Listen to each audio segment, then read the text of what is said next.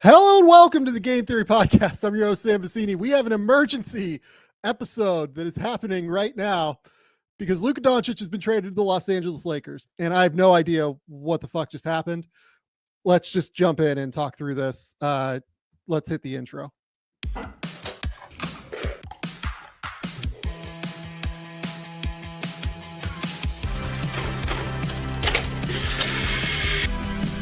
They do have a timeout. Decide not to use it.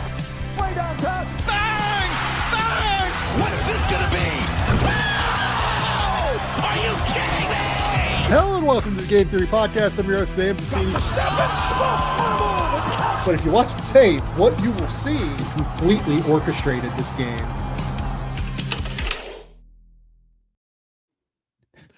Andrew, hey, how are things? Is everything okay on your end? Everything's great. Well, okay, could be better. I assume the reason you pulled me on is to talk about the biggest Lakers news, and it's their big win over the New York Knicks on Saturday night at Madison Square Garden, which featured LeBron James getting a triple-double and OG Anunoby going down. Or is there something else you'd like to talk about? Yeah, so Luka Doncic is now a member of the Los Angeles Lakers. Typically when trades go down, I have a vague sense, let's go with, of that there's something big happening. I had a friend with an NBA front office text me this morning that said, hey, like, have you heard anything about Dallas? Like, there's, I'm hearing like Maxi Kleber might get moved. And lo and behold, like Maxi Kleber has been moved in this deal. And I was like, no, like I haven't heard anything recently. Like I'd heard, some stuff earlier in the season that maybe that was possible. And then an hour ago or whatever it was, Shams hits the feed. The Dallas Mavericks are trading Luka Doncic, Maxi Kleber, and Markieff Morris to the Los Angeles Lakers for Anthony Davis, Max Christie, and a first-round pick. So the layout of the trade for all of this, right? The Lakers get Luka Doncic, Maxi Kleber, Markieff Morris. The Mavericks get Anthony Davis, Max Christie, and a 2029 Lakers first that I can't imagine has any protections on it. The Jazz get Jalen Hood-Schifino and 2 second-round picks. The Jazz are involved here basically to take the Hood-Schifino money in order to broker this deal because somebody had to take a little bit of extra money here in order to make this thing happen. Look, I haven't heard anything about Luka being available. Like there have, been like vague rumblings around the league. Like, hey, is Luka going to sign his Supermax this summer? It seemed like things were geared toward that happening. As far as I know, I'm not going to sit here and pretend that, I had more information than others on that. But here's what I'll say. So, in the hour since this has happened, Tim McMahon is as connected as you will find in Dallas. The Mavericks had major concerns about moving forward with Luka Doncic due to his constant conditioning issues and the looming commitment of another Supermax contract extension this summer. So the difference now in terms of what money Luka Doncic has lost out on, right? Luka, if he had stayed with Dallas, would have been eligible for a 5-year, $345 million contract. Because he has been traded, he is now eligible for a 5-year, $229 million contract. That is a difference of $116 million that Luka Doncic is now no longer eligible for. I would imagine that this completely changes the game in terms of like Luka contract calculus. We'll talk about that a little bit later on. But this is a crazy, crazy decision. And oh, by the way, we have Nico Harrison quotes because Nico Harrison talked to Tim McMahon and explained a bit of what, his thought process is here. Like it or not, like I do just want to, at least give Nico some grace here, a touch of it. I believe that defense wins championships, Mavs GM Nico Harrison told Tim McMahon regarding his motivation to trade Luka Doncic for Anthony Davis. I believe that getting an all-defensive center and an all-NBA player with a defensive mindset gives us a better chance. We're built to win now and into the future. So let's just start here. Anytime that you trade a 25-year-old perennial all-NBA MVP candidate for a 31-year-old, you are not built to win in the future compared to what you were prior to this trade. Luka Doncic's MVP finishes over the last 5 years: 4th, 6th, 5th, 8th, and 3rd. Pretty good. Has made all NBA, first team in each of the last 5 years. Seems prosperous and seems good. I will talk through some things on why I am trying to at least like give Dallas a little bit of grace here. My immediate reaction is why, what the fuck just happened? And B, I don't think that this is enough for Luka Doncic for reasons that I will explain in a second. Andrew, you're here. I'm here. I laid out everything. What happened here? Well, my initial reaction is I actually think everybody had the same reaction. That did Shams get hacked? It's that unbelievable an announcement, a report, a tidbit of NBA news that I wasn't looking at my phone. Mhm. I had no idea this happened. Like I'd been working through some tape and things like that throughout the day. I just had gone to lie down on the couch, and I got a bunch of texts in a row, unsurprisingly. And they were like, is this real? Like, what is Shams doing here? You know what I mean? Yeah, if you want like my actual in the moment, which will be up on the Knicks Film School YouTube channel, we were signing off because we had a watch party in New York City tonight, and we were signing off on a show that we recorded like in the back end of the restaurant. We were just trying to do something remote on location, and we were saying thanks to everybody for came tonight. Thanks everybody for joining us. And then my buddy John Macri, host of the Knicks Film School podcast, he just froze. And he was staring at his phone as I was like, all right, John, sign off. And he just didn't move. And he's like, I'm trying to make sense of this Shams tweet. I was like, oh, what happened? Like, who got traded? And then you go to look at his phone and I see the names. And you just stare at it to make sure that what you're seeing is actually what you're seeing. And it was so unbelievable that your first thought is either malfeasance, that he got hacked, or that like it's just not real. Like that's how unreal it was. Then the follow-up of yes, this is real. Then ESPN tweets it out. Then other people start to confirm it. And then you start to actually process what just happened. And look, it's one of the reasons I like you, Sam, and the grace that you're extending to Nico Harrison at the moment, because he has to be right. He has to be correct about his evaluation here. You're muted, by the way.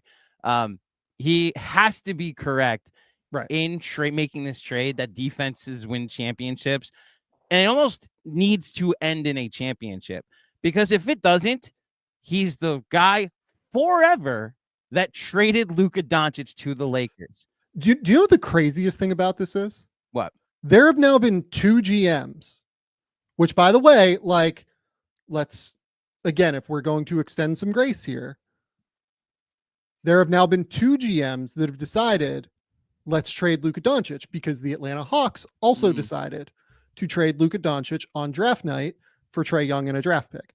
Now, the Dallas Mavericks are choosing to trade Luka Doncic for Anthony Davis in a draft pick, right? Do I think this is a good trade? No, I don't. A couple of things that go through my mind on this. First, like, what were the problems behind the scenes that made them decide that continuing on with this, and I don't have any information on this, but the only reason that you trade somebody like Luka Doncic is if there were issues behind the scenes. And those issues don't have to be like, nefarious. They can be, hey, maybe he told them that he didn't want to sign his extension, his Supermax extension, and he was willing to leave $116 million on the table. I find it hard to believe, but like, whatever, right? Let's think through that. It could be that they know something about his injuries. It could be that they know something about the way that his body is going to age, right? There could be things here that come up, right? It could be like the new owners didn't really enjoy watching a Luka Doncic based team. I don't know what the reasons are.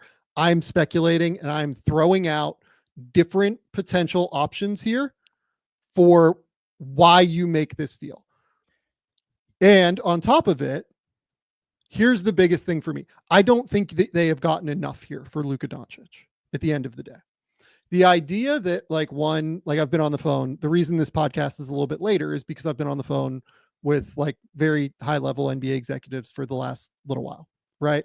Trying to understand. When I say that like people that, aren't the Mavericks and aren't the Lakers and, that have opinions on this deal and were totally stunned and floored by this, nobody around the league saw this coming. Everyone is losing their minds right now. This makes no sense to anybody league wide. But there are two factors here for why this deal ends up being this deal.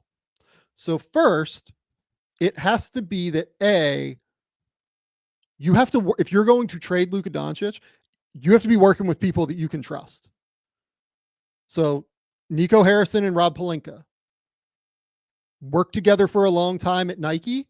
Rob Pelinka being Kobe Bryant's former agent, Nico Harrison being an extremely high-level executive at Nike, right?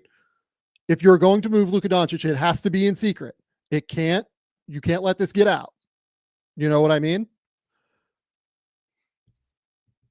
No, you can't. It becomes a whole thing with the fan base. You have to clean. Well, I get the fan base part. You're right. I guess. Yeah. So continue. I have a question in a second. Yeah, but go ahead. The second thing to me says, okay, who can we go out and get? And this is not a deal that is just Nico Harrison. If you're trading Luka Doncic, it's ownership. It's all of the minority owners to some extent, probably. Like there are different things here.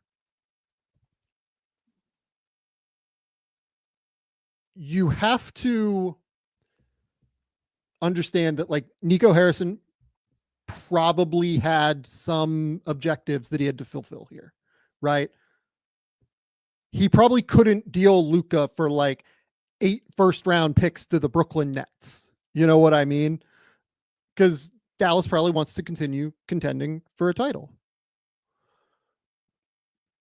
You can't move him.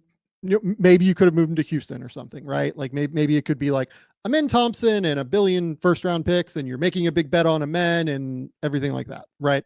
Nobody's off the table except for like Shea Gilgeous-Alexander and Jokic and like a couple of other guys league-wide if Luka Doncic is on the table, right? But you have to be under the assumption here that there was a coordinated goal from the Dallas Mavericks organization that we wanted to continue contending while also moving Luka Doncic. And that's really hard, right? That's like almost an impossible needle to thread. In the vein of them still trying to contend, I've kind of looked through the league. I actually don't know if there's a player that like makes more sense than this, maybe that like you could have theoretically potentially gotten if your goal was to continue contending. Now, my contention is that if you're the Lakers or if you're Dallas and you're moving Luka Doncic to the Lakers, it's fucking insane not to get back Austin Reeves and whatever you want here with AD. Like you need to get back the entire boat. It can't just be Anthony Davis and a first. It needs to be Anthony Davis, first round pick, Austin Reeves, Max Chris. Like it needs to be everything that you can get them for. Those are the thoughts that continue to run through my brain as I go through this. You know what I mean? Because everyone is going to take the angle of this is fucking stupid. This makes no sense for Dallas, right? Okay, let's stop and think, why would Dallas do this? Is there a chance that they know more than we do and thus made a mistake? I think Dallas definitely didn't make a mistake. I think Dallas made a mistake here, if only because I think that they should have gotten more at the end of the day. Like there's no circumstance where they didn't make a mistake here. But what is the mistake? Is it the mistake is that they didn't get enough, or is it trading Luka Doncic? If you're actually asking me, I think it's both. And I recognize there's going to be something I don't know that probably comes out that makes this make more sense. Because right now we're going to get leaks to the heavens, I feel like, coming here soon. Well, so Mark Stein, didn't he report tonight that Luka was ready to, like this was headed toward a max extension, that he was headed towards signing that anyway? My impression is that this took Luka by surprise. So it took Luka by surprise. It was reported it took LeBron by surprise. LeBron was in his post-game interview on the MSG court tonight talking about why AD is so important to their defense and they have to work so hard when he's not there to be successful. And he didn't talk like someone who knew that Luka was going to be his teammate in a few hours, or an hour or so. Yeah. I'll just echo what I said before. I recognize there are two sides to this. There are things we don't know, at least from my perspective, that I don't know behind the scenes. But look, that's the only way this gets excused. If we find out something about Luka that makes this make more sense, why the Mavericks felt we had to move off from him, because I'm sorry, Nico Harrison, I respect you as an NBA GM. This wasn't a player that you were struggling to get out of the play-in with. You made the finals last year with him. There is a proof of concept that you can get very far in the playoffs with him. Also, you're worried about his availability. Fine. There's a lot of reports about his weight and his work ethic and his seriousness on defense. Fine. Anthony Davis is a bill of health and an example of availability. I'm not trying to be disrespectful to AD, but he's 31 with a career laundry list of injuries and is only going to get older and it's only going to get more expensive. Yeah. It's why I go back to Sam. They have to win the title to justify this. The end result here, yes, you want to contend, you want to compete. I also have spent most of this year watching a Minnesota Timberwolves team, completely different circumstances, but wanted to continue to compete. So they traded Cat for Julius Randle and Dante, and they've been around a play-in team for most of this season. So I'm willing to be open-minded and see how it plays out. But as far as I'm concerned, Luka Doncic in my lifetime is probably the best player that's ever been traded in the NBA. And since I've been watching the NBA, certainly the best player in his, like, still unequivocally in his prime. Right. Because like Kevin Durant 2 years ago is like the only other example I got, but it's Luka and that's it. I think that I literally wrote at the time that Kevin Durant is the best player to ever be traded at the deadline. Luka is obviously better than Kevin Durant. Right. Like, right. This version of Luka is better than that version of Kevin Durant. For sure. And might get better. That's the thing. He is 25 years old, might get better. And you now put him in LA. That the LeBron piece of this is interesting. I had Trevor Lane on our pregame pod today. I want to pocket the LeBron piece. Pocket, fine. We'll get to the Lakers later. That's a whole thing. And look, I'm right there with you about them not getting enough, which is why my curiosity to you saying that you had to do this in secret.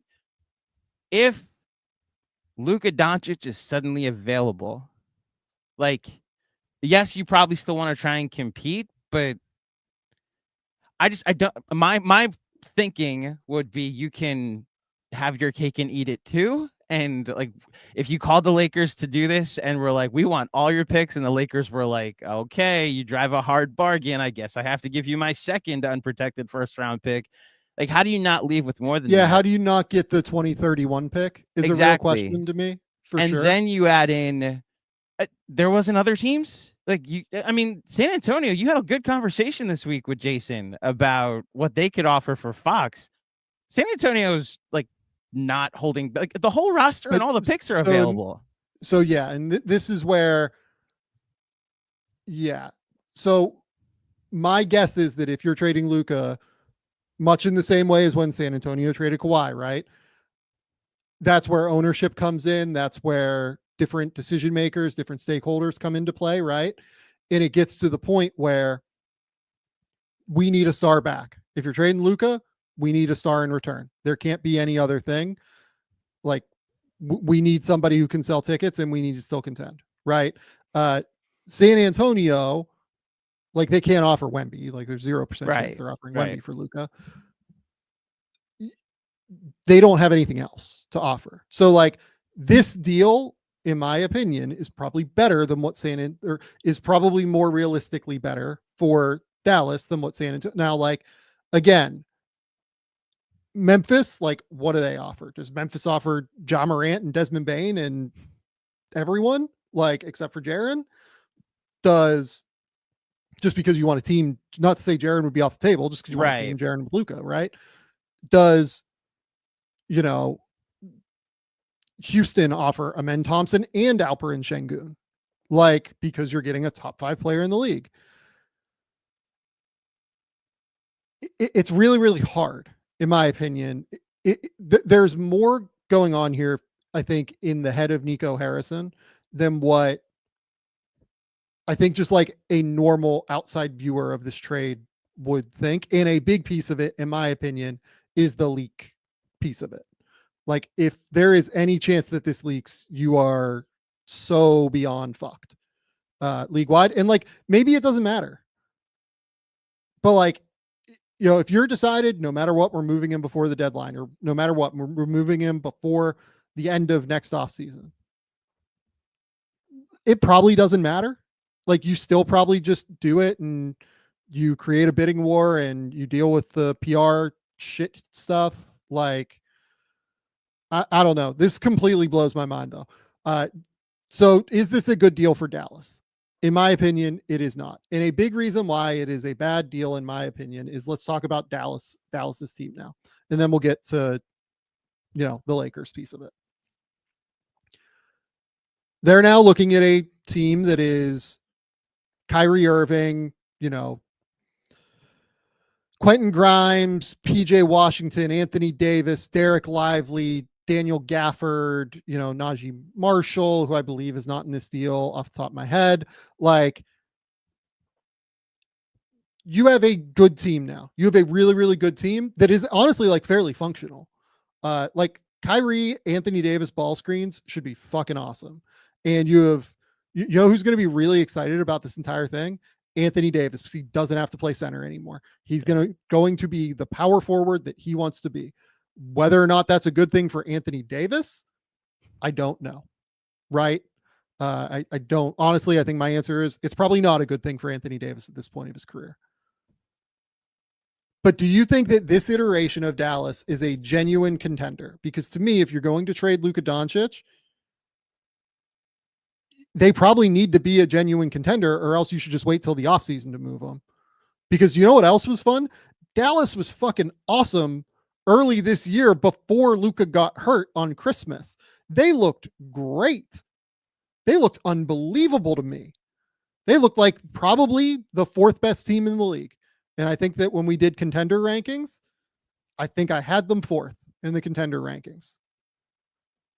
Do you think that this Anthony Davis, Kyrie team, if they're fully healthy, has a chance to win a title? A chance, sure. I keep going back to, Are they better or worse than the Knicks? Oh, than the Knicks? I think that. I think my answer is they are worse than the Knicks. Yeah, I still like.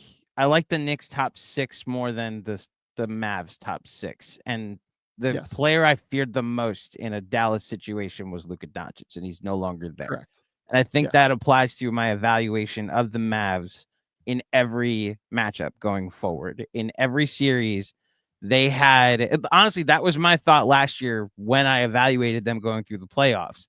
Like, yes, they're a 5 seed, but I think they have the best player in the Clippers series. I think they have the best player. Like, it was a toss up between him and Shea in the Dallas in the OKC series, but I think they have the best player there. I thought they had the best player in the Timberwolves series, and then you get to the finals. I thought they had the best player, but I still picked the Celtics. But it wouldn't have shocked me if the best player just decided to be that. And I think that's where I wonder if it's overthinking it sometimes. I think the Knicks would have the best player in a series against Dallas now. And I think a lot of teams would have the best player in a series against Dallas. And that's usually how these series get decided, which, to your point, you kept yourself in relative contention if you get some injury luck and some strong defense gets played, but I don't have that high ceiling for them anymore. I don't really see them as title contenders. I don't think. Kyrie's what, like, let's say AD is a top 10 player in the league. I still think AD is the best player in a Knicks Mavs series, personally. I just think he's been a total monster this year. Over Brunson? You would have him over Brunson? Okay. I would, because of the defense. He plays on both ends and he can score. I think I would take AD still. Okay. But Kyrie is, let's say AD is a top 10 player, something in that like 6 to 8 range, right? Kyrie's a 15 to 25, 13 to 25 when he's like really rolling in the playoffs, right? Clay, who was a guy we didn't mention whenever we did the roster breakdown for the Mavs, is, he's a shooter. PJ Washington's fine. PJ Washington's a really good player, probably like a top 100 player in the league. Quentin Grimes has been really good this year. I'm still taking Oklahoma City over them. I might take them over Houston in a playoff series because like Kyrie creating shots, I think would be pretty fun. But like Houston might be able to like just straight out athlete those guys now. Memphis, like I might take them over Memphis. But yeah, like this whole thing comes down to, for Dallas, this is Dallas just going, we don't want to be in the Luka Doncic business anymore. Is it that, personal stuff? Is it the injury stuff? Is it the contract stuff? Again, Mark Stein is more connected than anybody in Dallas, and he's saying that Luka was going to sign the 535 for a 345. So I don't know if we can say it's that. So to me, this is literally just Dallas going, we want out of the Luka Doncic business. And it's an enormous bet. I personally think it's the wrong bet, because how many times has a player finished in the top 8 of MVP voting 5 times in their first 6 years of their career? It's insane how good Luka Doncic is. It's a total bet against his body long term. It's a total bet against his conditioning. It's a total bet against his style of play, his defense, having to build a roster around him, which, by the way, like, you've now spent the last like year and a half trying to build an awesome roster around Luka, and you've been successful. You literally went to the finals last year. Yeah. I don't like it. I don't think it makes any sense. I think it is a deal that there is a 0% chance I would have done if I was Dallas. But like, let's, I don't know, like, part of me is like, there has to be something here that we don't know. You know what I mean? When things like this happen, it can't just be as surface level as, oh yeah, like this is, we just didn't think Luka was good at basketball. Right? It just can't be that. Yeah. It's why I appreciate the way you're approaching this, that we do not have the full picture yet. I do appreciate that, because the one that I'm staring at does not make any sense. To be clear, to me, the reason this podcast was 45 minutes late when we started is because I've been on the phone with people around the league for an hour and a half before this, or an hour before this, however long we went here. And everybody else is like, oh, this is pretty wild. But also there are some people that are just like, hey, let's think through this a little bit. Like, let's be patient, because a lot of people in the league have gone through things where it's like, hey, let's stop and think through this for a second. That's all I'm trying to do, is stop and think through this. This question from Connor Andrews. Shout out Connor Andrews for the super chat. What's the comparison from this roster style wise to the championship Bucks roster? I know the Kyrie aspect is different, but that's a comparative bonus offensively. I mean, I think that version of Giannis is just way better offensively than what this version of Anthony Davis is. Like, Giannis is a freight train who is able to get to the basket and create those incredibly efficient looks whenever he wants to. Anthony Davis is a great player with a great ball screen partner, and he has a great ball screen partner in Kyrie, but he doesn't create as many efficient, easy looks as what Giannis does. And to me, that's kind of the biggest difference here, I guess, in terms of like what, those situations look like, right? So like 2021, when the Bucks won the title, right? Giannis shot 57% from the field and got to the line 9.5 times. Anthony Davis so far this year is shooting 52% from the field and getting to the line 7.6 times per game. And that might not sound like a crazy difference, but on the margins in those circumstances, it's a pretty big difference, especially when Anthony Davis is nowhere near the passer that Giannis is. Giannis, we can talk about like Giannis not always hitting open reads and shit, but like this is a totally different ball game with Giannis as a passer compared to AD. AD is like a play finisher who, his first and second options are to finish. He will find passes occasionally. It's just like to me, it's a totally different deal. I think that the thing that they do have is like, they should be probably the second best defense in the league, I would venture. They're not as good as Oklahoma City on defense, but they're probably close to as good as Houston, Orlando, like that classification. And they have Kyrie and AD to be able to score. Yeah, they're a 50+ win team. There's no, they're not bad. Like, they didn't make this trade to rebuild, to your point earlier. Look, again, I'm willing to hear out the rest that comes out of this, because right now I don't understand the urgency to get out of the Luka Doncic business yet. I don't like what they got back yet. If you're getting out of the Luka Doncic business yet, they made the finals last year, Sam. This wasn't, if they did this 2 years ago when they missed the play-in and got the 10th pick, it would make somewhat more sense. They made the finals last year. They made the finals last year. The two teams that made the conference finals in the West last year traded one of their best players, and we saw how one's going, and the other traded a significantly better player that is a perennial MVP candidate about to enter his prime. And seemingly did not call around before trading. And like, it could be that they just targeted Anthony Davis. It could be that I'm sure it was that they targeted Anthony Davis. But yeah, like, again, nobody around the league knew Luka Doncic was available.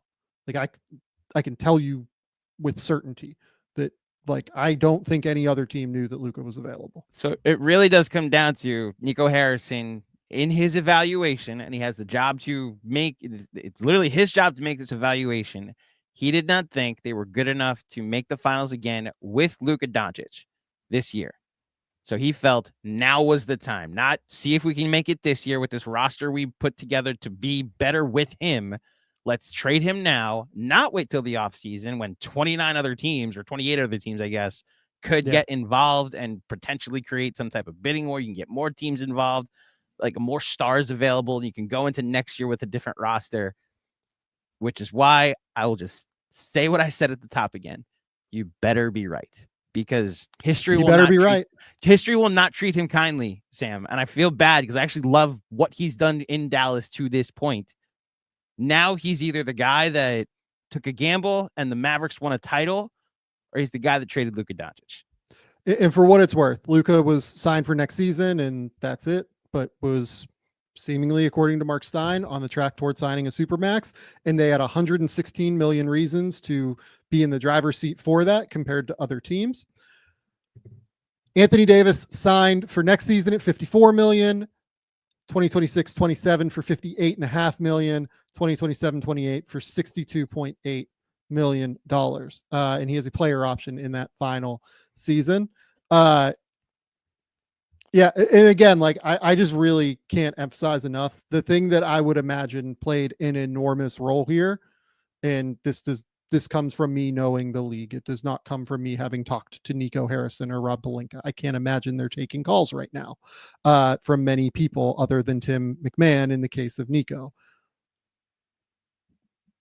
Their relationship had to have played an enormous role here. Having worked together for a long, long time, Nico Harrison on the Nike side, Rob Pelinka on the Kobe side, who obviously had a long-term relationship with Nike. I would imagine that those two have a real comfort working with one another. And like on the Utah side too, like a lot of the time, the way these deals can work from time to time is like the third team doesn't exactly know what is involved in the trade and everything. I don't know. I'm not sitting here reporting things. I'm just saying that, like, you know, with Utah tends to be like a good interlocutor in ththese situations. Like there's a reason that Utah is often involved in 3-team deals. Utah literally involved in a deal earlier today with Mo Bamba and PJ Tucker with the Clippers and everything. You know, Danny Ainge, Justin Zanuck, like those guys have been around the league forever. Seems like they do a very good job of being able to be quiet on things as well. And again, like maybe they didn't even know what the deal was. I don't know. But the way that this all has settled is that Luka Doncic is now a Los Angeles Laker. So let's talk about that. But before we do, PrizePicks is the best place to give real money sports action with over 10 million members and billions of dollars in awarded winnings. PrizePicks is just the absolute greatest place and has made daily fantasy sports accessible to all. We love PrizePicks here at Game Theory because of how easy they make it to get real money sports action. You've got the Super Bowl coming up this weekend, and you have plenty of different options to be able to make picks there. From guys like Patrick Mahomes to Jalen Hurts to Saquon Barkley. If you think they're going to get over or under their yardage total, their touchdown total, you can make your picks in 60 seconds or less and turn those sports opinions into real money all season long over on PrizePicks. Download the app today and use the code GameTheory to get $50 instantly after you play your first $5 lineup. Download the app today and use the code GameTheory to get $50 instantly after you play your first $5 lineup. PrizePicks, run your game. Okay. So if you're the Lakers here and you get told by Nico Harrison, which it seems to be is what happened here, according to Shams, that Shams is the one, or not Shams, but Nico Harrison is the one that offered Luka Doncic. Not the Lakers asking for Luka. Nico Harrison offered Luka. When that happens, like, you're just losing your mind, right? You're just like, hey, this is happening. We're going to get fucking Luka Doncic. What's going on here? I just thoughts, Andrew? I'm still collecting them, to be honest. I imagine Rob Pelinka gets that call, says, hold on a second, takes 10 seconds to just laugh, and then like puts it on mute, right? And then comes back and is like, all right, you drive a hard bargain, but I guess I will take Luka Doncic off your hands. Oh, you want a first round pick? Sure. Why not?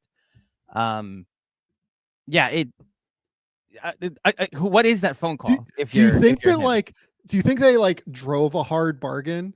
Like, do you think the Mavs asked for Austin Reeves and then the Lakers were like, no, that's a bridge too far. We can't do that.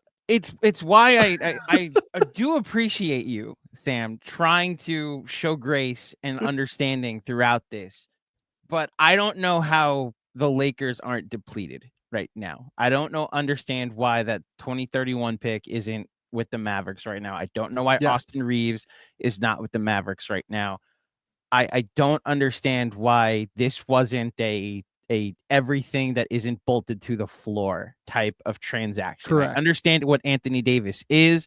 I also understand like where he is at in his point in his career and in his health. Like I don't understand how this ends up being the deal. I'm someone that covers a team that traded 5 first-round picks for Mikal Bridges this summer.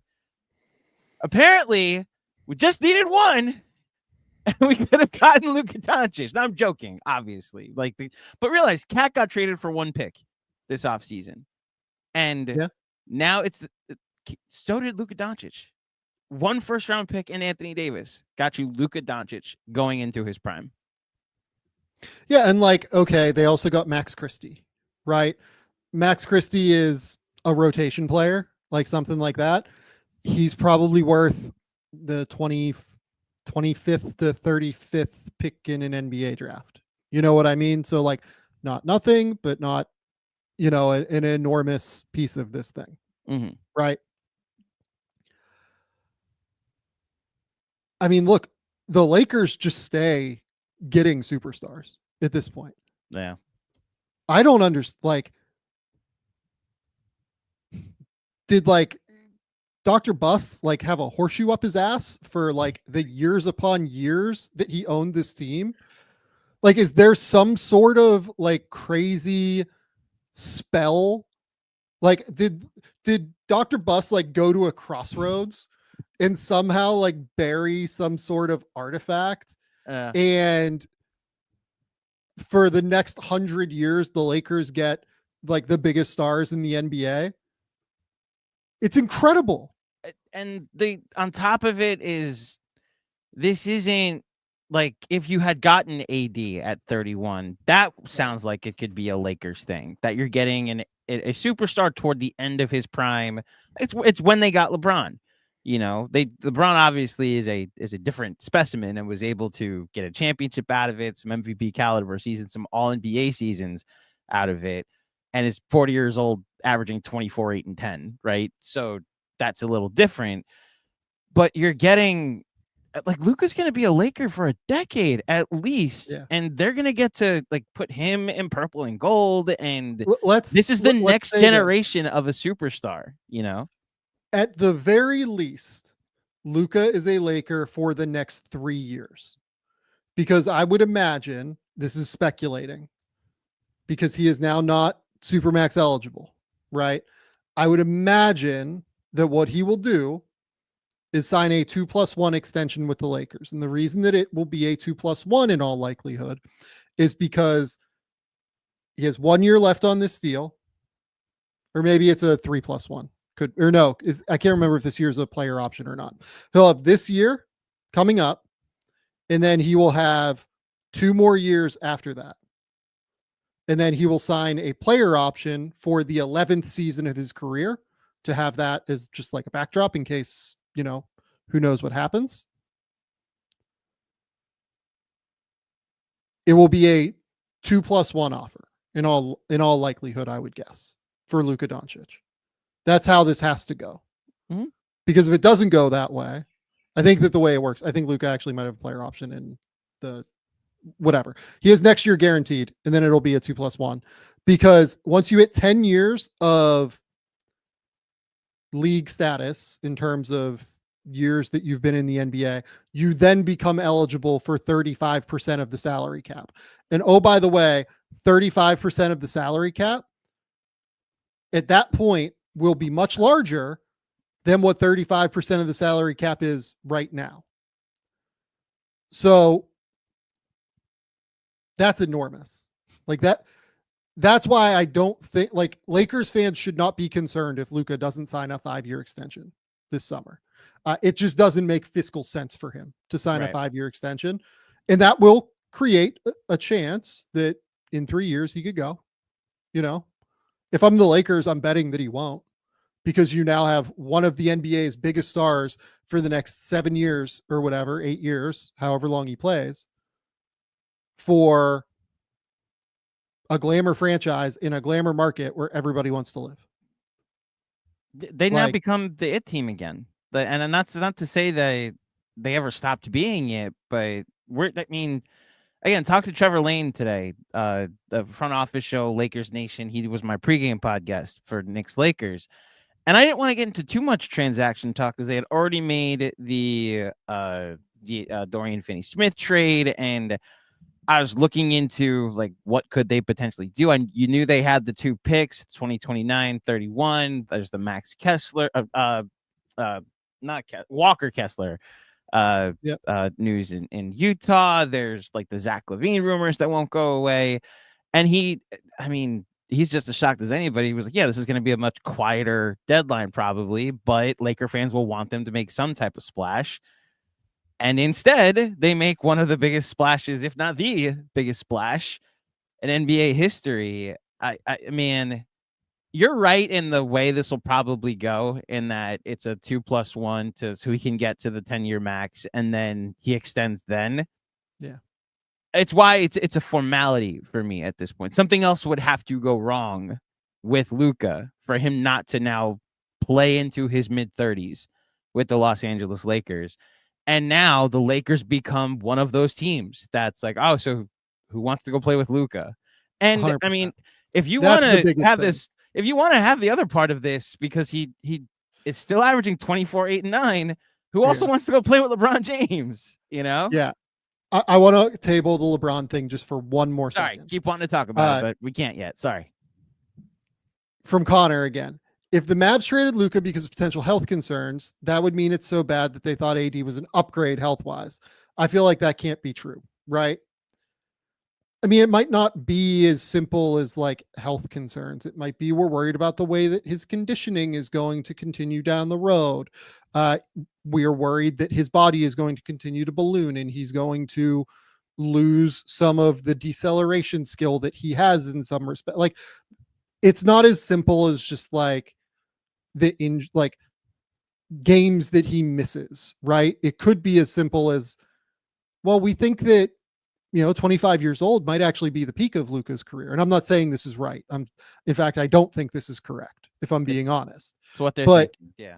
I'm trying to explain the perspective of the other team that made this decision that seems insane on its face to trade Luka Doncic, that also has more information than we do, to be clear. But as we know, NBA teams don't always like, this is something you might just not have. You don't have full information on.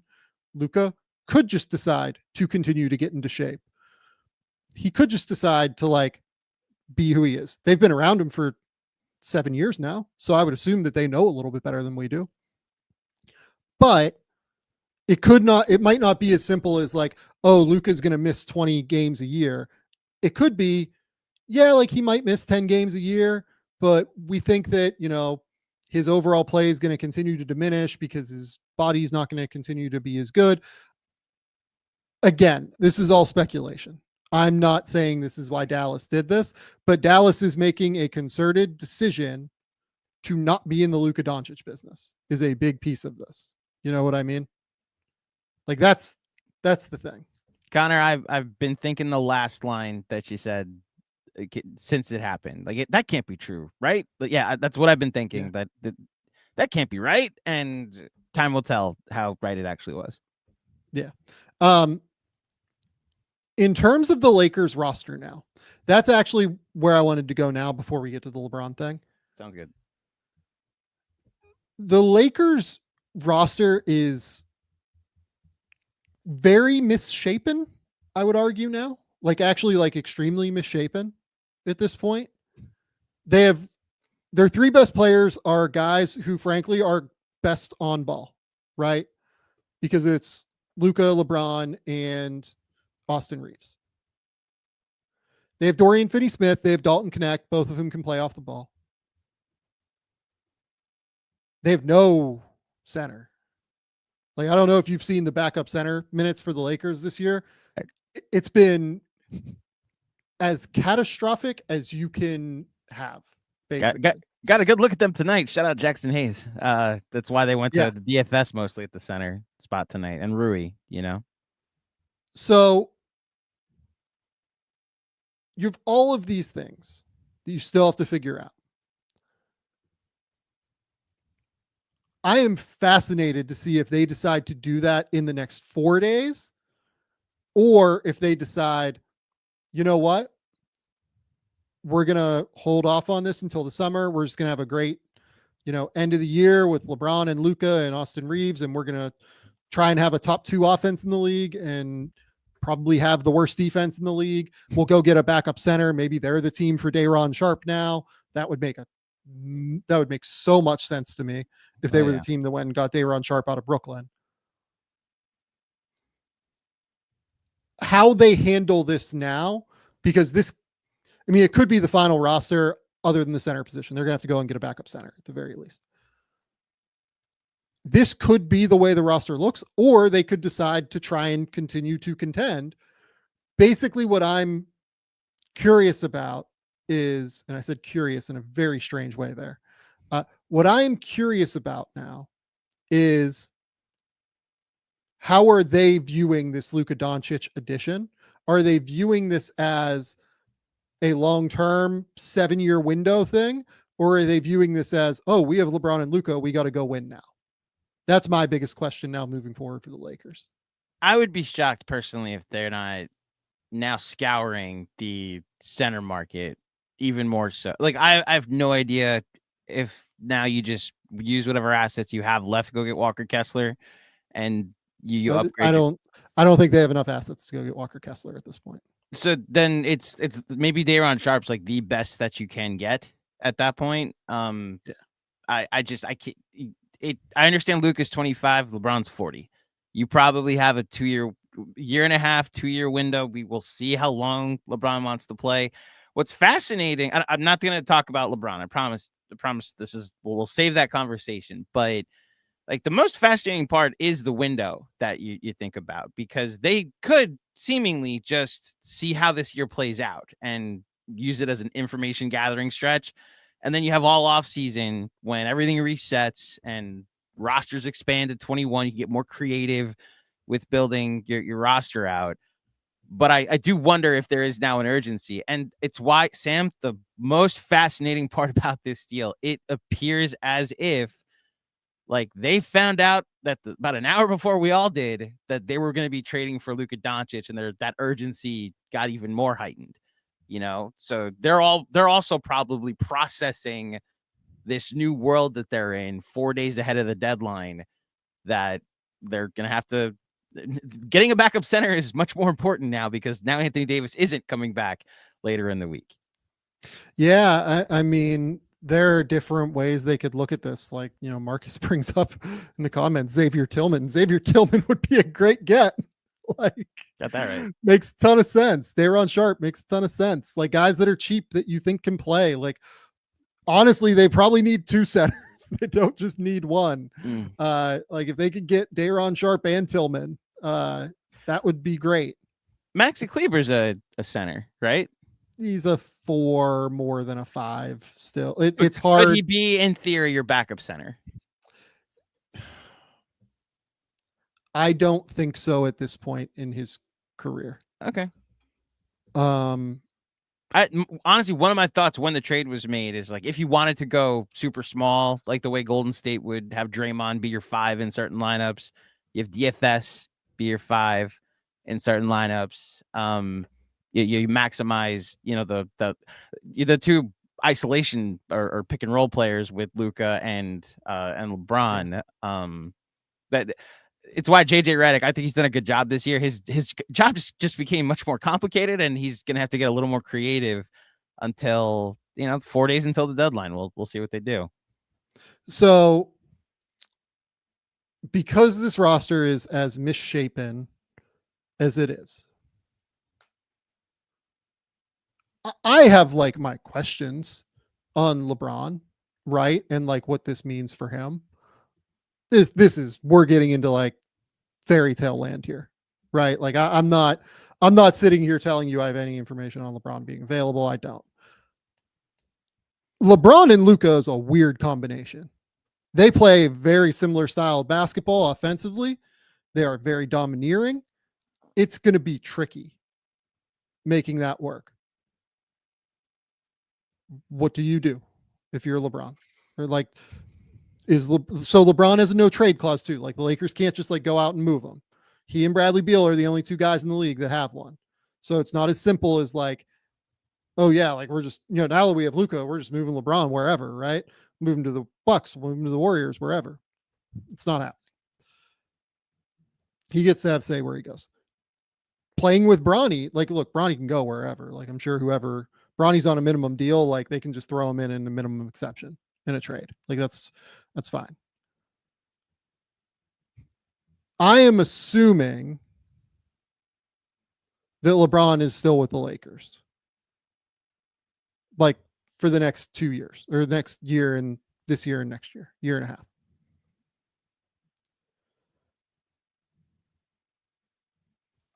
I mean, I'm not like certain about it, I guess. That's the thing, Sam. We can't assume anything anymore. Luka Doncic got traded tonight. Like, so did you see Connor Andrews' super chat from earlier in the night? LeBron James is a Golden State Warrior. I can't call you crazy. I can't say that's not happening. I don't think so. I agree with you. I assume he's part that the Lakers made this move with LeBron James in mind, but our assumptions anymore do not. So like here's the thing that's hard about that. Mm-hmm. If you're getting Luka Doncic, he's one of the only guys in the league where it doesn't matter. Mm-hmm. Like it doesn't matter what LeBron thinks. We're going to get Luka Doncic. Like if we have a chance to go get the guy who's going to be our player for the next 8 years of his next 8 years, we're doing that. Like, LeBron can be frustrated. I would imagine that like Rich Paul knew what was going on because he represents Anthony Davis as well. Like it just kind of doesn't matter. Like that, if you're getting Luka, what the decisions are there are just kind of simple. Like Golden State is the obvious team here that people will mention just because it would make sense to pair him and Draymond and Stephen Curry. You know what I mean? I totally get why people will make that connection, I guess. But like the connection I made was Denver immediately. Like Denver can't even do it financially, I don't think, because Aaron Gordon signed an extension, so he's not trade eligible. And what else? Who else? I don't think Porter and Zeke Naji gets them there financially, if I remember correctly, because LeBron makes like 48 or so, something in that ballpark. So I think that leaves them like $6 or $7 million short. I mean, the teams like Oklahoma City, the Cavs, Boston, like they don't do it just because they're rolling right now. Like there's no reason to integrate like this new thing in mid-season. Ishbia would do it, sure, but like again, you run into the Bradley Beal issues. Like no one's going to take Bradley Beal. I mean, like you could do Wiggins, Schroeder, Peyton, I think gets you pretty close financially. And then that would clear a lot of the books moving forward for the Lakers too. But I mean, here's the other thing now. LeBron, I think, has a player option for next year too. And does LeBron want to stay there? I don't know the answer to that. Like, I just, this is why this deal is so interesting. It raises 97 different questions about where this goes after it. And I can't remember a deal that raises more questions about why it happened, what happens next. How it happened seems pretty clear to me. But this deal raises more questions than the Kevin Durant deal did. We knew what that was. Oh, like, that yeah. was Brooklyn rebuilding, Phoenix buying in. Like, whatever. This is insane. This is completely crazy. And yeah. I don't know what it means. Aside from the initial first question of what the hell, the fit question that you brought up, or not necessarily concerned, but him and Luka playing together, two ball dominant point forwards at this point. Reminds me a lot of the first year in Miami, but obviously different stages. When Bron and Wade were both very ball dominant, not point forwards, but they were learning how to play together. And it took a year until D Wade decided, okay, this needs to be your team, and I'll be Robin, which is ironic because they talk about that year like it was a failure. They were 2 wins away from a title. But the point being, I think that's where, if you wanted to, as the Lakers, and this is why LeBron's age does make it fascinating, you could take the year to figure it out. Like, you could take the year and make it an information gathering season. See, like you said, how good can this offense be with LeBron James? 48 minutes of either LeBron James running your offense or Luka Doncic running your offense. Watch it tonight. LeBron had a 30-point triple-double. It could be pretty good with one of them on the court at all times. It could be pretty great if the other one is taking half the possessions instead. And then, look, this isn't even like if you want to compare it to football, like when Brady went to the Bucks and suddenly he had like Pro Bowl wide receivers around him. It's almost like if you had Brady and then got like Josh Allen, because it's another quarterback. Like, the fit is a bit weird.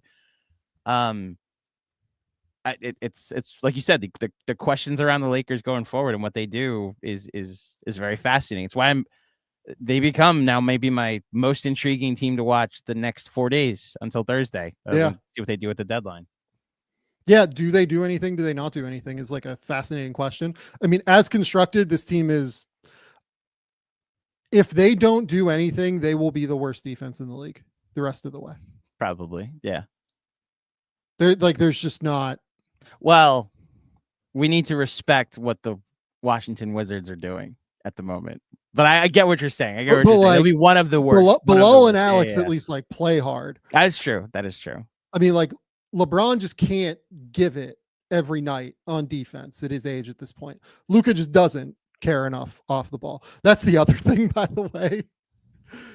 Luka and LeBron in off-ball defense together is going to be a sight to behold, guys. Mm-hmm.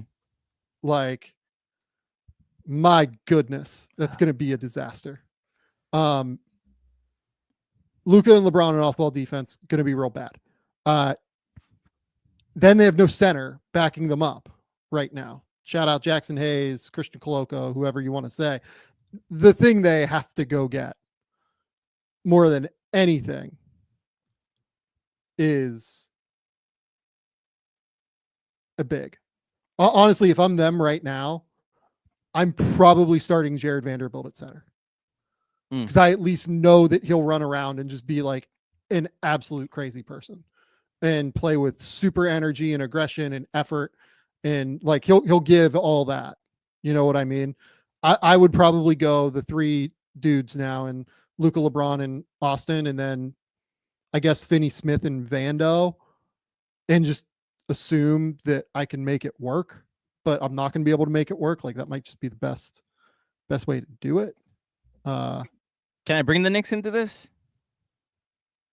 The Mitchell Robinson of it all? Are you interested? I wasn't going to say Mitch. I was going to say, honestly, like, Jericho might be Jericho more Sims, interesting. Or maybe they go into the Precious Achua business. Although Precious, I mean, I mentioned at the top, OG Anunoby got hurt tonight. He sprained his foot. So OG Anunoby maybe, Precious Achua, maybe the Knicks starting power forward.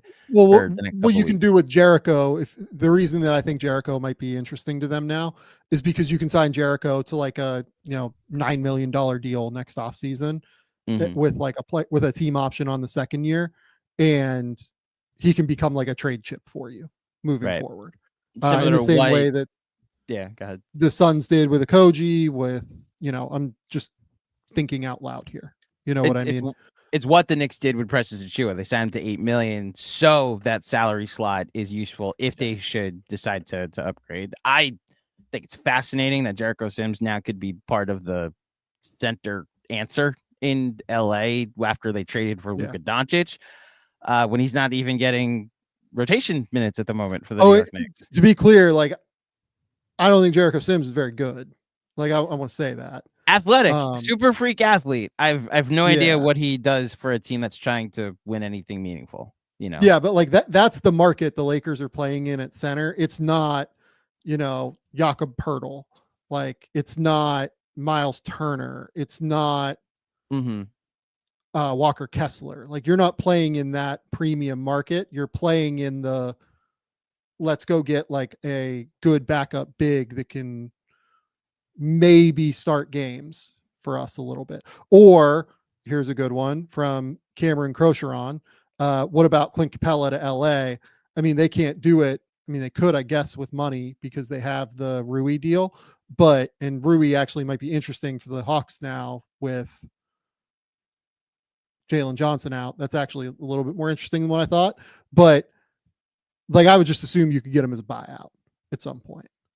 Like that would be more my guess, is that they could get him as a buyout. Somebody like that, though. I like your Day'Ron Sharpe idea. If Brooklyn is trying to sell off parts before Thursday, that is the reality that the Lakers now find themselves in. Which 3 hours ago was just we're a half game out of fourth and just had an impressive win against the Knicks, and instead they have Luka Doncic, which even saying it, Sam, I it still has not computed that Luka Doncic was in. I didn't think you could type like breaking news Luka Doncic traded onto social media and it wouldn't like flag it for fraud. Like I've played 2K and done the fake trades and turned like the computer off that actually calculates whether this would be a trade that's realistic or not, and put like Luka on the Knicks before, not ever thinking Luka could actually get traded. I understand to your point, he did get traded on draft night. It's still surreal to me, still trying to wrap my head around it. It is insane to me that Luka Doncic has now been traded twice.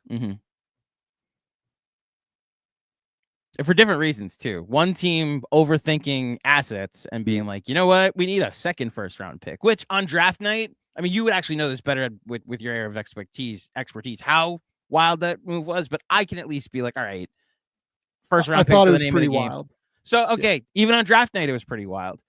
When you then have the body of work over the next 5 years coming off a trip to the finals, it's tenfold more wild to me, which you better be right. This will be a very interesting playoffs that we now think see. About how many GMs now have decided we don't want to be in the Luka Doncic business. Yep. After Luka won fucking MVP of EuroLeague coming into the draft. Yep. The Suns decided no. Ryan McDonough, took DeAndre Ayton. Vlade Divac said no. We don't want Luka Doncic. We have De'Aaron Fox. We have X, Y, and Z, right? We want Bagley. Atlanta said no. We want Trae Young in a first-round pick. And now Dallas with Nico Harrison is saying no. We don't want Luka Doncic. And Memphis is off the hook because Jaren Jackson Jr. is a stud, right? Yeah. Well, and Jaren went after Luka too. But so I know Luka he still went third. They just traded down. So couldn't Memphis have taken Trae though to completely ruin the deal, or was Atlanta only making that pick at 3, knowing that 5 was going to be Trae? So okay, correct. Gotcha. Yeah, that's how that typically works. Gotcha. In those circumstances, that Jaren's going to go 4, and you're willing to move back to a spot that you're comfortable with. Hold on, you mean to tell me that the first time people don't find out about picks on draft night isn't when they're announced by the NBA commissioner? That there's actually people that find out ahead of time, maybe even post them on. This is enlightening. I've no comment on that, Andrew. I've no comment on that. Okay, so other thing on the Lakers here. I've seen a lot of skepticism about like, what does this mean for Austin Reeves, right? I kind of like the Austin Luka fit long term. I think that's pretty good, personally. You need to get like an absolute dog on defense at the point of attack. Like you need to go get a dude, probably someone who's like big and long too. They can also go and like guard, lead ball handlers, best offensive players. But I think Austin plays incredibly well off of a player like this, as we've seen, because we have the actual like evidence of this with him playing with LeBron James over the last 3 years. So to me, I personally like the idea of keeping Austin Reeves and then re-signing him after next year. Or, maybe moving him at the deadline. Maybe you see what this year looks like with those two combined and then you go for it. But yeah, I think that's the move. You see what this looks like. Yeah. LeBron, Luka and Austin Reeves. A move for some type of center, and then just you see what it looks like. Like you said, you gather information, and then you got all off season. And again, you have a lot of time now to figure out how to make it work with Luka Doncic. If they go get the right center, like let's say it's Day'Ron, let's say Day'Ron Sharp is way better than what Brooklyn thinks he is, and comes in and is like awesome for them, right? And like can play defense. Look, I don't think I really totally believe this, but like, let's say it works out. Let's say it's somebody else. They go get like a center that turns into like a genuine starting quality center. Can this team make a finals run with Luka and LeBron? I'm not gonna say no. I can't rule it out. Because it's Luka and LeBron. I do have a ton of questions, like you said, about their defense come playoff time when you're going to need to stop. Like, I understand they get the right center. Maybe that takes away some of their issues on defense, but I just watched the team with Kyrie Irving and Luka Doncic get to the finals by surrounding them with dogs and shooters and defensive wings, and like Lively becoming a guy in the playoffs helped a ton. But it's why you have Luka Doncic. You have LeBron James and Luka Doncic on your team. Your ceiling's pretty high at this point. I would, to your point, to our conversation earlier about Dallas, I would still probably pick OKC in a series against the Lakers, even with Luka. Denver and Memphis are interesting conversations to have because they're more Houston and Memphis are more complete teams, and Denver has had the Lakers number for so many years. But this is just what adding a player like this, a perennial first team All NBA player like this, does to your ceiling. That I could see it just suddenly becomes part of the conversation. And when you're, I guess, Robin in this case, maybe this is more Superman, Batman. Is LeBron James still elite offensively, even at age 40? It's just not crazy to rule out, Luka Doncic has played 50 playoff games in his career. Okay. He's averaging 31 points, 8.7 rebounds, 9.4 rebounds, 8 assists, shooting 46, 35, 72. He is, I don't know, like, he is genuinely one of the best playoff players I've ever seen in my life. Like that's really what it comes down to for me with Luka. Like, I get all the concerns about the weight, about whatever the fuck it is, right? Like, it's not that. You know what I mean? This dude steps up in the biggest moments every time. He averaged 29, 9, and 6 with Boston trying to sell out against him every single freaking play in the playoffs last year. It was unbelievable how good he was in the playoffs. And then like the series that still blow my mind, like completely break my brain, or the Clippers series when in like 2020 and 2021, when he was like 21 and 22 years old. He was incredible in those series. He was unbelievable. If there's a guy that I'm betting on long term in the playoffs, like who's going to step up, number one is probably Jokic. Number two is Luka. Like, all due respect to Giannis. Giannis has been great in the playoffs. Like, I don't mean any disrespect to him. Shea is great in big moments. I don't mean any disrespect to him either. If you're making me bet on one guy in the playoffs that I know is going to step up night after night, Jokic is one, he's two. I don't know, man. See, like, so like R. Jonesy says, like Nico says, defense wins championships. We talked about that. AD, probably the player they think unlocks Kyrie the most. Not wrong, but you're not trying to unlock Kyrie. Like, that shouldn't be the goal if you're Dallas. You know what I mean? Your ceiling gets so much lower, and your window gets so. You built a team that was perfect around Luka and Kyrie. It was a team that was perfect around Luka. Like, we're talking about all the things the Lakers are going to have to go out and get now, right? You know what? The Mavs put around Luka Doncic already. The perfect second banana in Kyrie Irving that can run the offense at certain times, especially when he's out of the game. A bunch of wings, Quentin Grimes, Najee Marshall, Klay Thompson, who still can shoot it at this point in his career. They drafted Smart after some chicanery on the last day of the season, but were able to keep their pick and took Lively. They went out and made a smart trade at the deadline last year to boost their front court.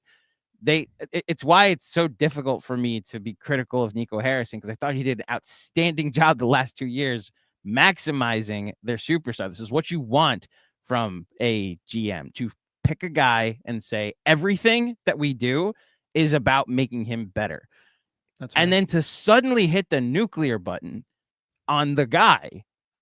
Now you have a roster that doesn't have the guy, and it has Anthony Davis, who's really good when he plays. They'll win 50+ games. They'll probably make the second round.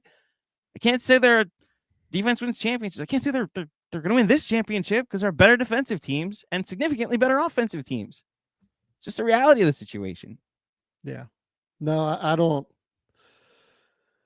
know. Like, even considering everything that I said at the top here about Nico Harrison and the different pressures I'm sure he was under to not let this leak, to keep ownership happy. Like, if I feel like if I'm Nico Harrison in that spot, I'm going, hey, you know, if I'm talking to the Adelson family, all of the folks involved there, Miriam, I think there's a son involved, like the whole thing. I'm saying, look, if the goal here is to contend, I get it. You know, if we want to trade Luka but still be contending, sure. I think that there are still better deals on the market if we open this up. Let me call Houston. Let me call Minnesota. Let me see what's going on. And just at least, like, say, hey, we have a deal on the table for Luka. We're doing it. If, you know, you can't top this, send me your best offer for Luka right now. Literally, send me your best, whatever you have for Luka Doncic right now. And that, like, you have one chance at this. That's it. I would at least have to go find out. Yeah. And be able to make that call. But hey, like, again, things we don't know about ownership. Did ownership say, look, you have a deal on the table? You're getting a superstar back?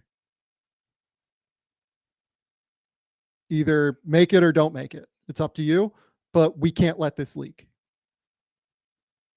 You can't be telling teams like you're willing to trade Luka, because that gets out and fans revolt ahead of time. And that's just not good enough for us. Yeah. So, yeah, I don't know. It's hard. Okay, we're swimming in super chats here. So, Kevy D, Reeves, Rui, Vincent, and a first for Sabonis works financially. If the Kings are trading Fox, Reeves in, Malik Monk, or Arkansas Bros, Lakers need a big, yes or no? I don't think Sabonis is the right big, personally, because Luka has always loved the lob threat. and because you need a super high level defender. So to me personally, that's a no for me from the Lakers side. And honestly, I think it's also a no for me from the Kings side, but it's closer. Look, I have a lower opinion of Sabonis than like what other people in the public sphere do. I think he's a really great player. I don't mean to say he's not. You know, he's definitely like a top 40 player in the league or something. But I worry about the defense in big spots with Sabonis at the most important defensive position. The fact that he can shoot now and has really improved the shot actually really helps me get past those a little bit in the playoffs, and does make me think that you can make him work on offense more substantially than with the bully ball stuff. But it's close, at least. I agree with you to an extent on the Sabonis stuff. I think I'm a little higher on him than you are as a player, but I have similar concerns about what your ceiling is when he's on your team. My response to this suggestion is that the Lakers and Kings haven't made a trade since 1977. Not saying it can't happen. The Knicks and Nets made a trade this offseason when they hadn't made a trade since the first Reagan administration. The Knicks and Raptors made a trade last season when they were in civil court suing each other. So trades can happen if the right GMs get in a room and talk to each other. A division rival, a bitter division rival like that, it's unprecedented, especially since both teams want to be good. From AD, how does one franchise mess up Brunson and Luka? Look, the Brunson thing, like they tried to re-sign Jalen. Jalen just didn't stay. Jalen went to New York. You know what I mean? They did have the option of the 4 for 55 a year early. Like they should have done that. I agree with you.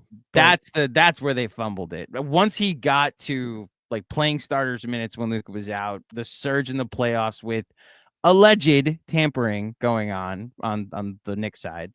And then once he hit free agency, it was a foregone conclusion. Like his dad was hired by Tibbs' staff. So they let it get too far.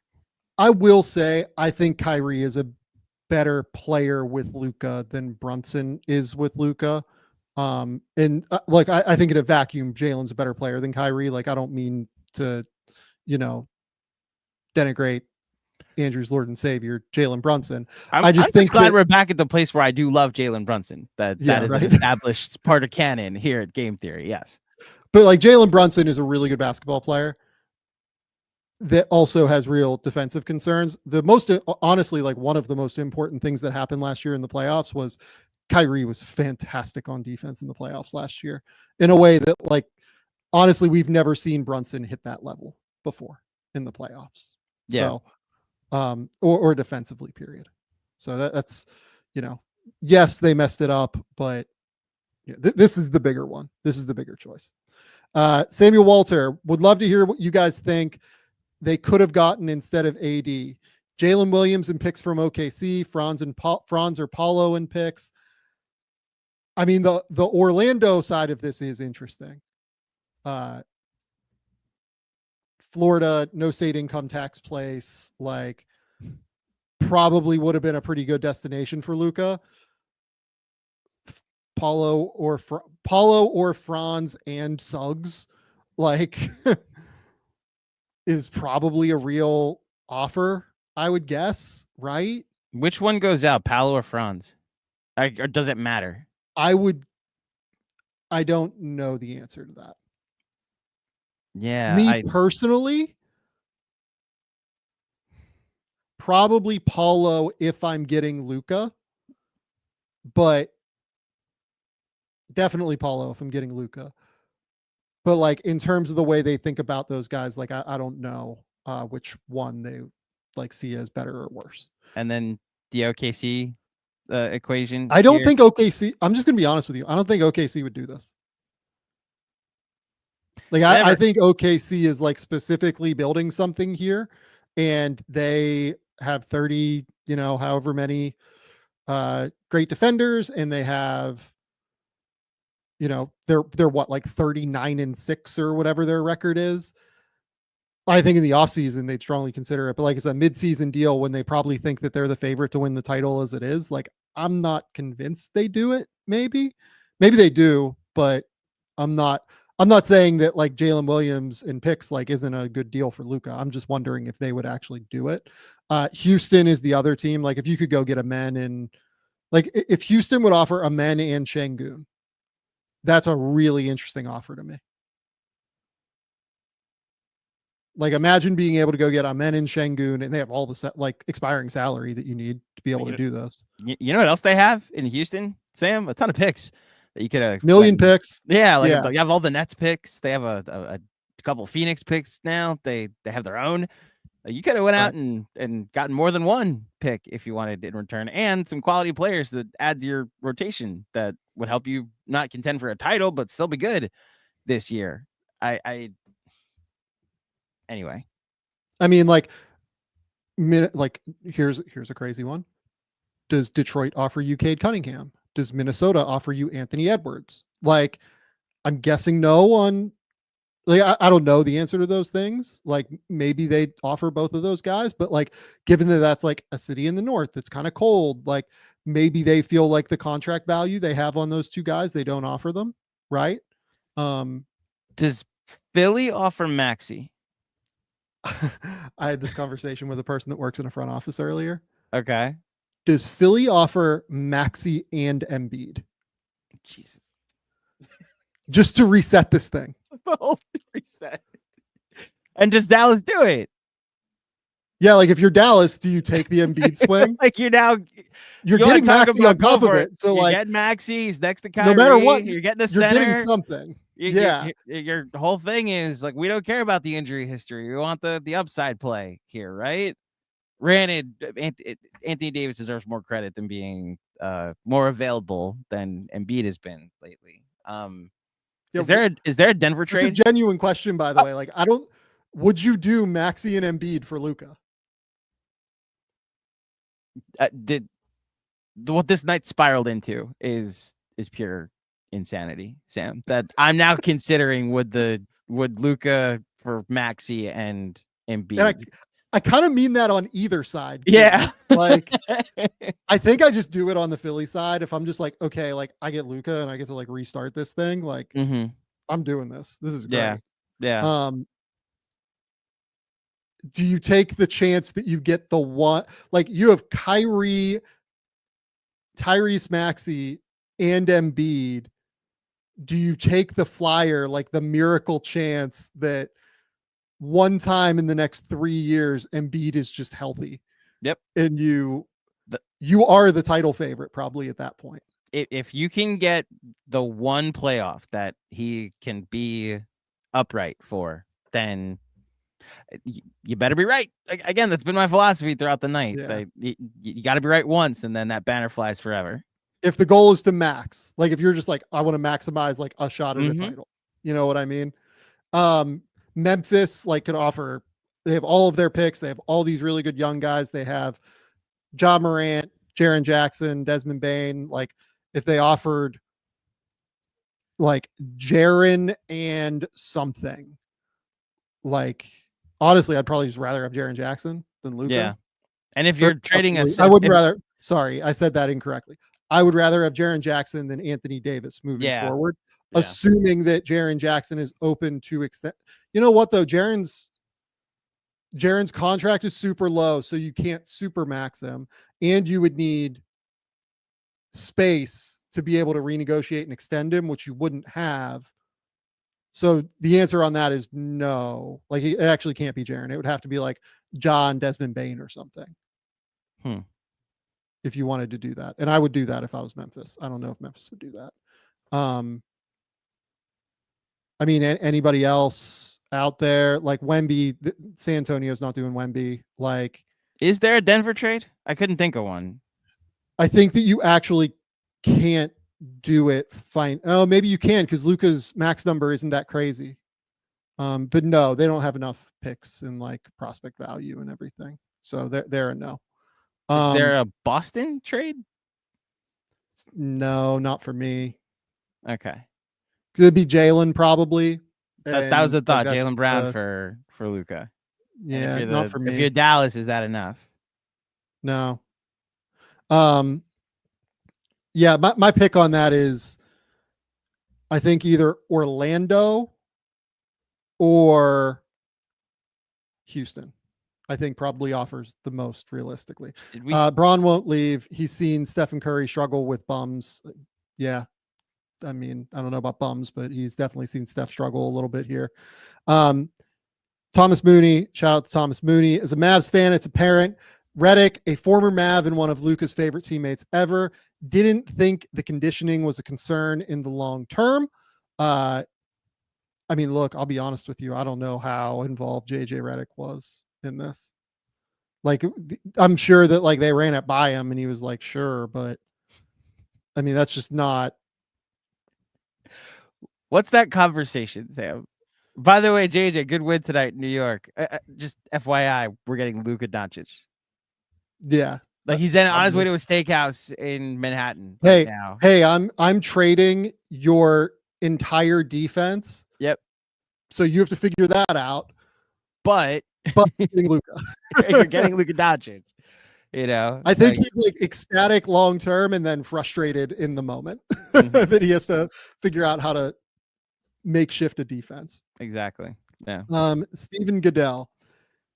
You think that Silver is trying to boost ratings? The Mavs could have gotten 20 better offers if he was truly available, but if he goes to LA, there will be a whole rebuilding from the fires. LeBron getting a ring story. Yeah, no, this had nothing to do with Adam Silver. Appreciate the super chat, Steven, but nothing to do with the league or anything. This feels like a Nico Harrison vehicle.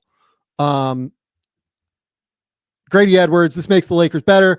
LeBron has no excuse not to get ring 5 before his career is over. Ain't no way LeBron passing on the chance to play with Luka. Lakers would be a factor this year.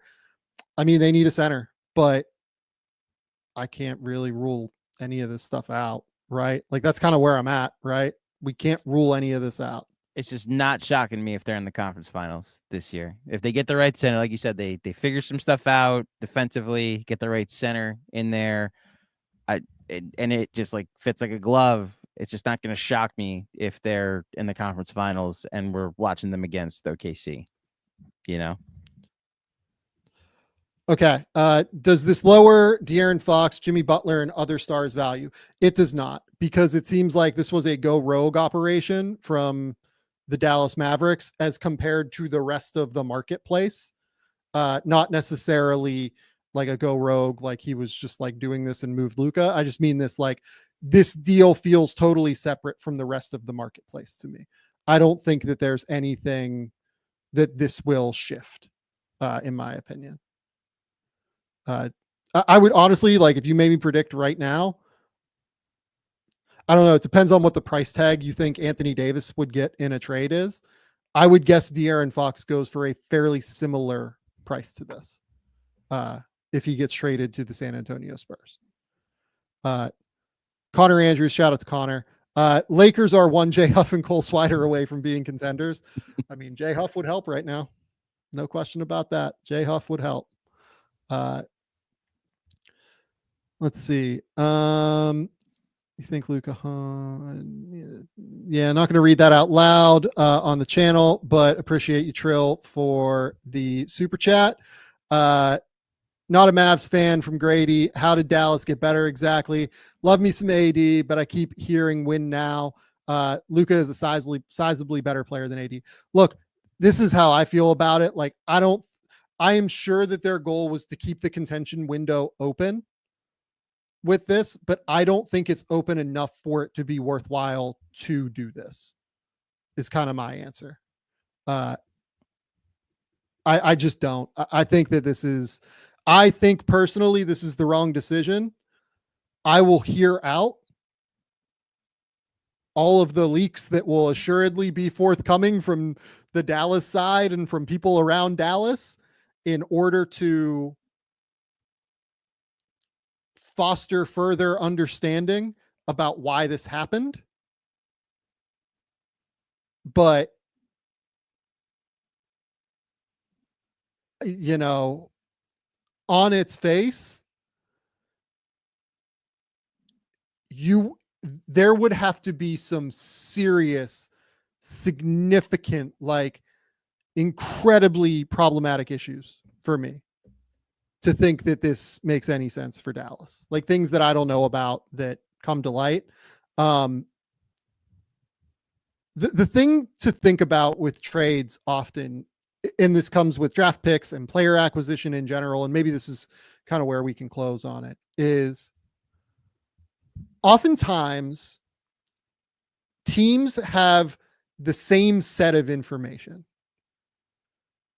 They have the same intel. They have the same background information. They're watching the same tape. They know what a player is good at. They know what a player is not good at. Ultimately, it's about weighing how to weight each of those topics differently, right? For some organizations, the character piece of it and the competitiveness piece of it is weighted much higher than it is for other organizations. For some organizations, the shooting characteristic is more important than the ball handling, is weighted more than the ball handling characteristic. The athleticism and length characteristic is weighted more than the basketball IQ characteristic, right? All of these teams are working with similar sets of information. Look, not everybody in the NBA is super smart necessarily, but the people running teams most of the time are really fucking smart.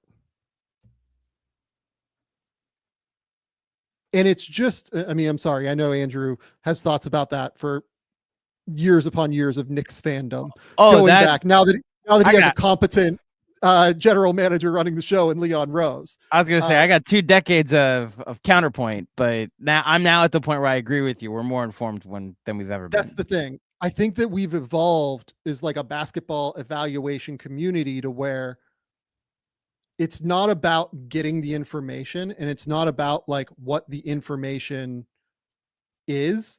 It's how you weight the information at your disposal. And this says to me that Dallas is weighting the defense side for Luka, the conditioning side for Luka, the potential for injury down the road with Luka, things like that, a bit higher than what I would weight them as. But Dallas has more information about the situation than I do. I don't have, I would guess I have a substantial amount of information, but not all of the information. Dallas literally has all of the information. Even the Lakers probably don't have all of the information on Luka in terms of every single interaction that Luka has had with people in Dallas, right? Like they won't have that, but they will have enough information to like put weights on each of these things that they know. You know what I mean? And where I personally think Dallas is likely to have gone wrong here is they probably have weighted some things a little bit, maybe not strongly enough. I think that they frankly probably have not weighted strongly enough that Luka is like one of the great playoff performers of his era and is one of the just like great talents of this era, just point blank. I think that they have probably maybe not forgotten that, but in this time that he's missed and like over the course of this season, I think that maybe has been backburnered a little bit. And that has led to this, which is a trade that I just like, I don't want to say is like categorically terrible, but is a deal that I strongly disagree with. It has the potential to be over time. Like more information will come out, the next several years will play out, and you know, history will write itself. My answer, the last thing I'll say on it is this, to Grady's question, how did Dallas get better exactly? I can only operate on the information that I have and have been presented tonight. And in my opinion, they didn't get better. Exactly. They got worse. Anthony Davis is really good. And we've talked about what that team is now. with Luka, I thought they could have made the finals. I thought they could have given OKC a run for their money. I thought that team fits better with Luka, and there will be stretches, in my opinion, during the playoffs where we will watch the Mavericks and say, you know what they could use right now? Like Luka Doncic, like it's like to Sam's point, one of the best playoff performers ever. They got all these wings that could shoot. They could use like an unstoppable pick and roll point forward that could probably find them in pockets and passes that no one could make except him. And Anthony Davis will be great, and their defense will be great. And I don't know if that's good enough to make this. I think it lowers their ceiling. Yeah. It lowers their ceiling so much. So we'll see what happens. Yeah. That's I think it just lowers their ceiling way too much for this. Yeah. I mean, and shout out the Lakers getting Luka Doncic. It's going to boggle my mind seeing him play in a Lakers jersey. Absolutely. It still boggles my mind. He got traded tonight, Sam. It's not going to. Can't believe the tweet was real. It's genuinely not going to make any sense to me until I literally see it. And it seems like it's going to be like literally next Saturday. Yeah. He's targeting the February 8th for his return. By the way, the biggest winner in all of this is us. Like the NBA, Twitterverse, Blue Skyverse, whatever, the scuttlebutt universe. Nobody's fake trade is crazy anymore. Just say it. Just throw it out there because it might happen. If you got a crazy trade that you think your team's going to acquire somebody, nobody's trade is insane. So, yeah, good job, us. Completely crazy. Reed Williams, Katie apparently made a comment on how players can't trust front offices for loyalty. Does this further encourage players to act in their own interest? I don't know if it further encourages them. I think that players just kind of understand that and recognize yeah, they already were. Yeah. It's just the reality of it now. It honestly, like, makes no. I think that this deal is going to live in such a vacuum. I don't think it's going to impact like future values of players. I don't think it's going to impact like future like Mikal Bridges went for more than this. Right. Like genuinely, I'm not sure that Anthony Davis at 31 years old would get 4 first-round picks on the market. Maybe he would. Maybe I'm like way underestimating that, but like given his injury history, given everything that's kind of there with AD, I do wonder if he would go for that much, especially given that he has that much money left on his deal. But I don't know. I don't know, man. If the Knicks Andrew offered Randall, Dante, and 4 first-round picks for Luka, is that better than trading for Cat and Bridges? The answer is yes to me. I don't think that. Because you literally get to put Luka and yeah. They just got Anthony Davis and I guess I'm evaluating. I'm making that evaluation that they would consider it because they're getting a ton of draft picks that they could use to improve their roster, and they make the same calculation that Minnesota made with Julius Randle, and you get Dante in the mix. Yeah, like genuinely. There's a real case that Mikal Bridges went for more than Luka did here. Because he did. Yeah, absolutely. It's 5 first-round picks. It's 2 swaps. It's an entire like treasure chest of draft capital of a James Dolan run franchise. That's why I asked you, like, if you're comparing what the Knicks got this offseason and Bridges and Towns with what they gave up, if they just offered that whole thing for Luka, does Dallas do it? And are the Knicks better now, just recreating the Mavs team that made it to the conference finals 3 years ago? It's crazy. It's truly crazy. Andrew, tell the people where they can find your work. I have to go to dinner. It's 3:30 in the morning, so I'm gonna edit all these things and I'll probably not be there for trivia later. We'll see if I'm awake this afternoon. You can find me on all the socials at Andrew J. Claudio _ Twitter, Blue Sky, Threads, Instagram, Letterboxd. Part of my very long day in New York City was seeing The Brutalist. Maybe on a future rec center, we'll get to talk about it, Sam. Yeah. But find all my work over at Knicks Film School by searching for Knicks Film School on YouTube, iTunes, and Spotify, where you get podcasts, where you get YouTube content, our newsletter over on Substack. Tough loss for the Knicks tonight, losing the long way to bring up the Lakers again, getting to see the Lakers for the last time with Max Christie and, awaiting Anthony Davis and pre-Luka Doncic trade. We did react to some of that, and then nobody cares because Luka Doncic got traded to the Lakers instead. So all our work over there at Knicks Film School, we'll be covering the trade deadline, anything that the Knicks might do this week. Look for us there. Thank you, Sam, as always, for having me on. Go to The Athletic. Keep me employed over there. I probably will write about this because I don't know. Look, we have 1 million people to probably write about it. I don't know if I'll write about it, but I don't know. I have thoughts on it for sure. Go subscribe to the Game Theory podcast with Sam Vecenie over on YouTube. If you're listening over on the podcast feed, go subscribe to the podcast feed. If you're listening on YouTube, Spotify, Apple Podcasts, whatever is out there.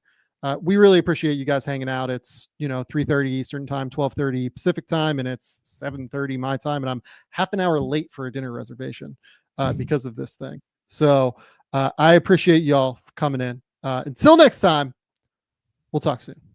Bye.